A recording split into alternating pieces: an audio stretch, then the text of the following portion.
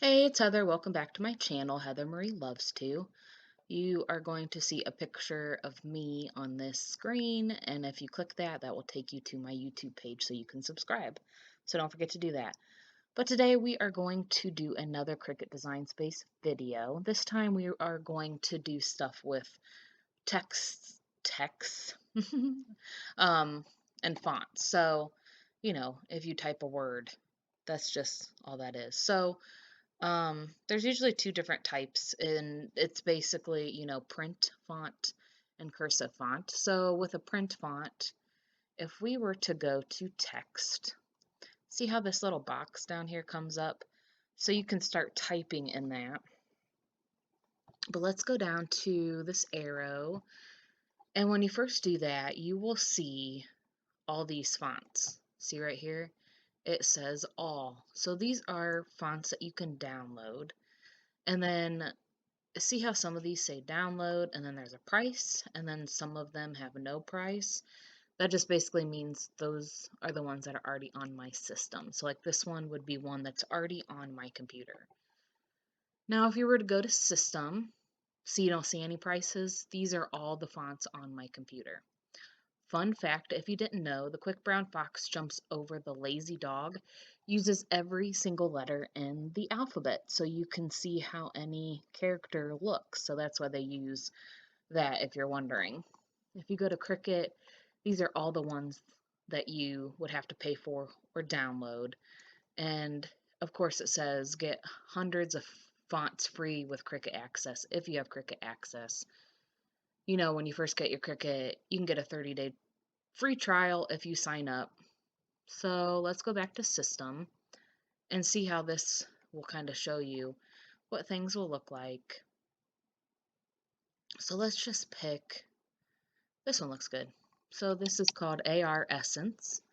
The style is regular, the font is 72. So let's just type in my name. So we're going to do a capital H-E-A-T-H-E-R.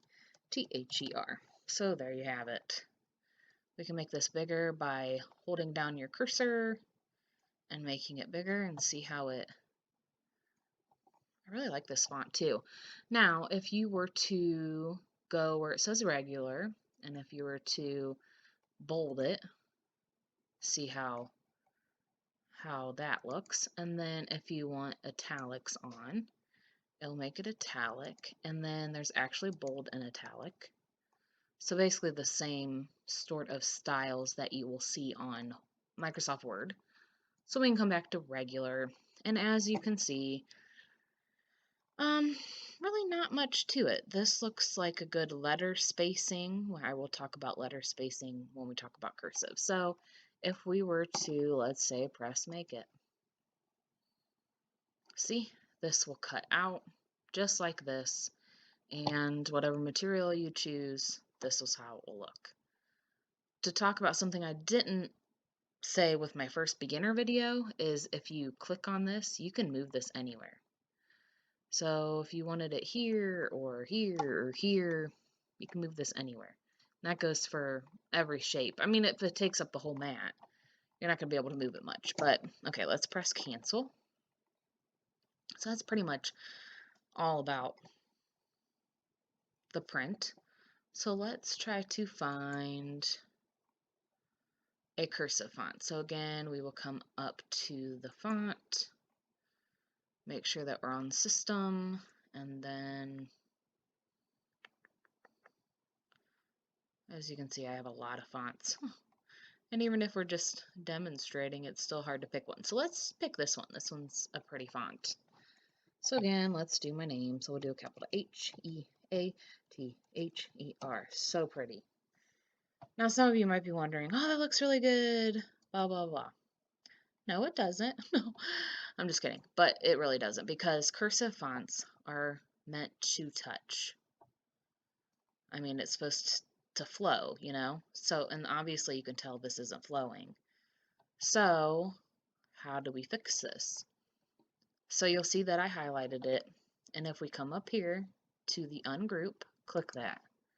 So all that means is that each letter is to be able to be moved. So I could take this R and put it over here if I wanted. Now you don't want that art over here, so let's just undo that action by going up to that arrow up there, and it brings it back. So all you want to do is switch your letters so that they're touching. You can do this by pressing the Shift key and moving the letter. So what the Shift key does is it just keeps it all in line. So I think I'm just going to put that E there. Now if you weren't to use the Shift key, see, your A could be all wonky if you don't use the Shift key. But again, I'm going to undo that action, press the Shift key, and doing that makes it stay in line. So see how now I'm having every one of the letters touch. So click on the letter, press Shift, move it over.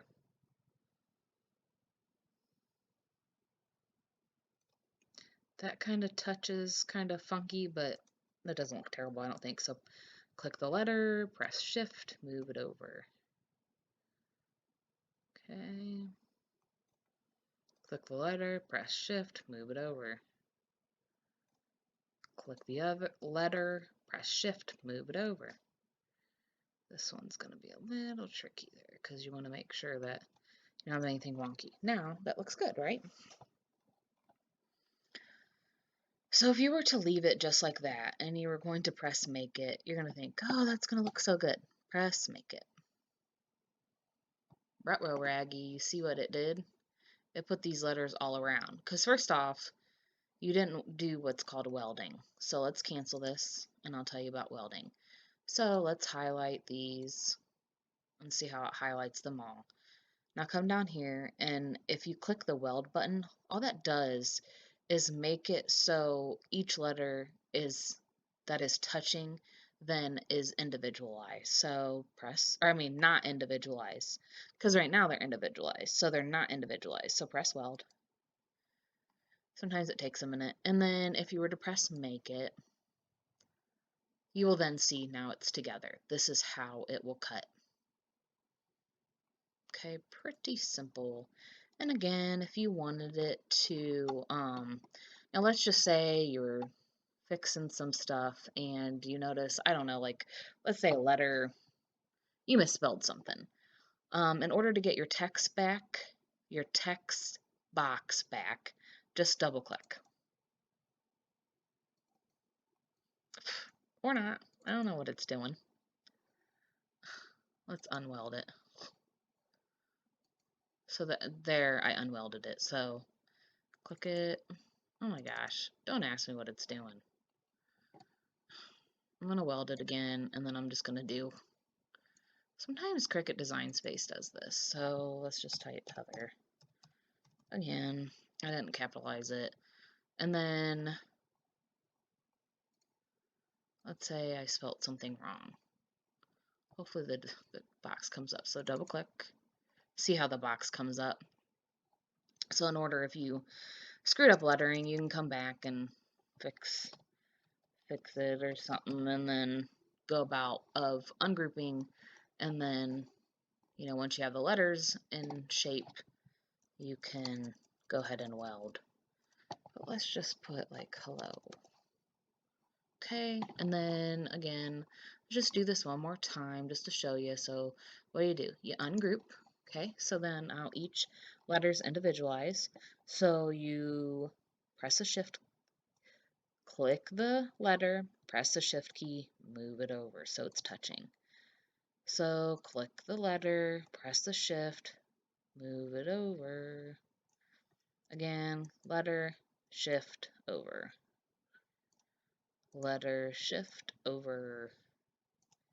And there you have it. And then, of course, you highlight it all, press weld, kind of moves it, and now this is one whole letter. We can make it bigger just for demonstration purposes. And if we were to press Make It, you will see that we have it, and it's all, this will cut as one piece, so you don't have to worry about having all these separate letters. So let's cancel that. Okay, I think that's pretty good about basically that kind of stuff. And I know you guys are probably going to be like me, and you'll be in these Facebook groups, and people will be like, look at my work, and you'll be like, oh my gosh, why didn't you kern your letters? Like, Because technically, yes, cursive fonts are meant to touch. For some reason, that drives me nuts when I see it. I mean, some people do say that they do it on purpose and that's how they like it, but technically, if you have a cursive font, it is meant to touch, and that's how it was designed to do. Okay, so now this is just using Design Space. So if you wanted to get a font, there's tons of different places to get that, but for right now, I'm just going to show you a website called Dafont. So I'm going to open up my browser here. So this is dafont.com, and it has over 50,000 fonts that you can download free of charge. You can donate to the author. I have a few of these, I'm sure. I don't usually I get mine in bundles with stuff usually, but let's say I wanted this font right here, this Amarilla. Oh, I will say that, a lot of times, see how this says free for personal use. So basically what that means is you're not supposed to use this font and then sell it on items that you're selling. And like this font right here, it says it's just a demonstration. So it's just a demo. So it might not have all the characters that it normally would if you had purchased it. So let's just buy this little, or let's just download this Amarilla. So in order to do that, you just press download. I have all of my stuff go to a flash drive or go to an external hard drive. I just don't want to bog down my computer. And plus, then it's just easier for me to have everything on a flash drive. And then usually I write in permanent marker, Cricut on there, and then I'll know. So let's double click. So then, you saw that I downloaded it, and then this screen comes up. So if I were to double click on the Amarilla, you will see print and install. Gives you the name, and then it shows you the fonts sizes, what it will look like. So in order to just get it, or you can use it on Design Space, all you have to do is press install. And it will say installing, and then once that's grayed out, you are good to go. So exit out of there, bring this down, and then I will say though, you do have to open up your Design Space again. So I'm just going to highlight all these, exit out, and then I'm just going to black that out. So press quit, come back to my Design Space. It's going to think about opening, and it should show you that tonight is going to be a down night. I swear they just did this a couple days ago.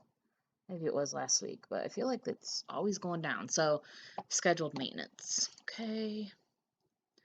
So I'll just make this screen bigger. I'm just going to go ahead and start a new project.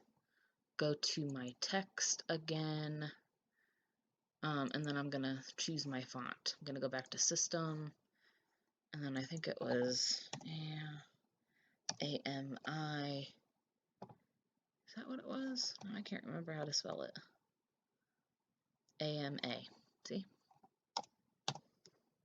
Amarilla. So here it is. So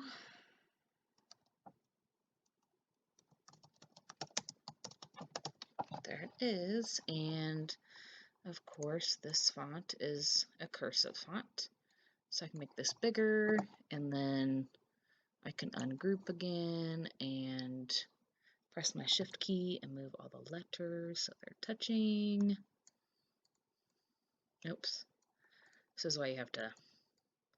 I don't usually do my kerning here in Design Space, but that is going to be a whole nother video. I won't lie to you. So see, you can do that. Press the R. Ooh, that looks cute. Just gonna move this over. Click that, move it Eva. And I'm not forgetting to press my letter and then my shift button.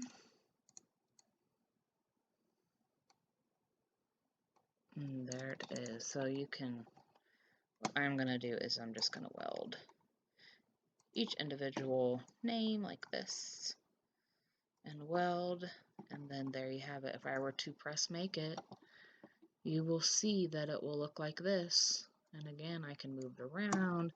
I can change the size of my, how I want it. I can do all that sort of stuff. So if I press cancel, there are tons of tons of websites to get fonts and files and stuff such. I will share that in another video. I think that's about it though for this video. I didn't want anything too complicated because sometimes if you throw too much out at somebody, it can confuse them. So, of course, if you have any questions, don't forget to ask them in the comment section.